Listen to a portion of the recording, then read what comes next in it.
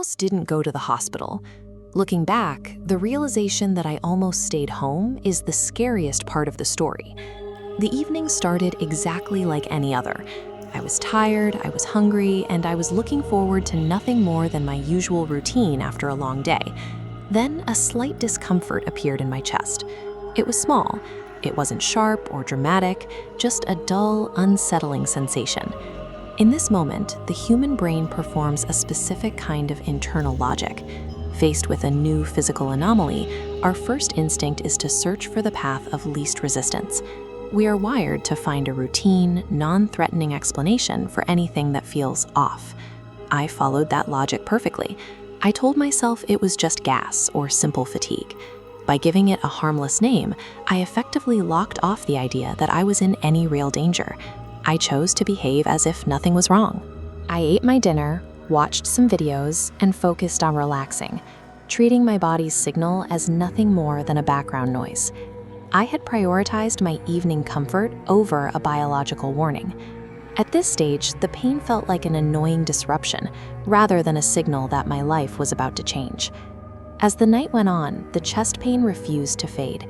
It began to worsen, inching upward in intensity while remaining just subtle enough to ignore. Then my left arm started feeling heavy. There wasn't any specific pain in the limb, just a sudden, undeniable weakness. That was followed by a cold sweat. Even though the room was cool and the fan was running, my skin was suddenly pale and damp. This silhouette shows the biological reality. The nervous system fired distress signals across multiple systems, desperately flagging a crisis. Yet I still tried to filter it out, brushing it off, actively fighting to keep the illusion of safety intact. This psychological window, where the mind refuses to accept what the body is reporting, is the most dangerous phase of a medical emergency. The breaking point came when I finally tried to lie down. That simple physical shift shattered the last of my rationalizations. My heart began racing so violently it felt like it was trying to escape my chest. My breathing became shallow, erratic, and impossible to stabilize. I sat up, finally gripped by real fear. I called for my father immediately. He didn't hesitate. He bypassed all the questions I had been asking myself and just said, "Cello, Abi Hospital." We were out the door in seconds. At the hospital, the clinical data confirmed the emergency. This chart shows my blood pressure spiking into a dangerous range, while the EKG pulse line broke completely out of the safe baseline and into the red zone. The doctor was blunt. He told me that arriving any later would have pushed the situation into catastrophic territory.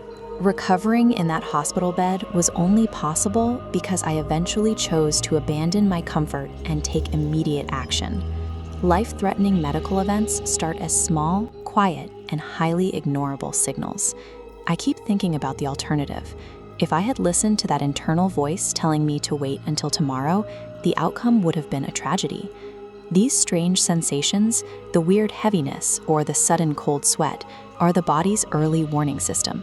They are the only tools your biology has to save you. When you feel something slightly off, follow these rules. Do not search for answers online. Do not assume it will pass. Do not ignore the signal. Check it. Immediate investigation is the only safe response to an unexplained change.